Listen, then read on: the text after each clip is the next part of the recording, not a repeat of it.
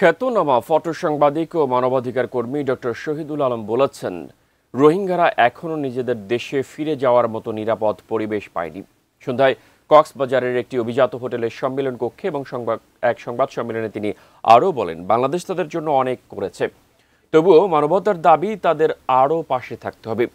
সংবাদ সম্মেলনে ডাক্তার মোস্তফা হাজেরা ফাউন্ডেশনের চেয়ারম্যান ক্যাপ্টেন AKM গোলাম কিবরিয়া তাদের গ্লোবাল 50 ক্যাম্পেইনের আওতায় রোহিঙ্গা কল্যাণে একযোগে ফ্রি মেডিকেল সার্ভিস ও বিদ্যালয় পুনরায় চালুর কার্যক্রম শুরু হয়েছে বলে জানান।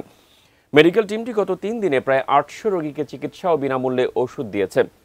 এতে 4 জন অভিজ্ঞ চিকিৎসক ও 16 জন স্বেচ্ছাসেবক অংশ নেন। এই মানুষগুলির ফিরে যাওয়ার কোনো জায়গা তৈরি হয়নি, এত বছরেও ফিরে যাওয়ার কোনো জায়গা তৈরি হয়নি। এটা আমাদের লজ্জার বিষয়। বাংলাদেশ অনেক কিছু করেছেন, কিন্তু আমি মনে করি আরো অনেক কিছু করার প্রয়োজন রয়েছে।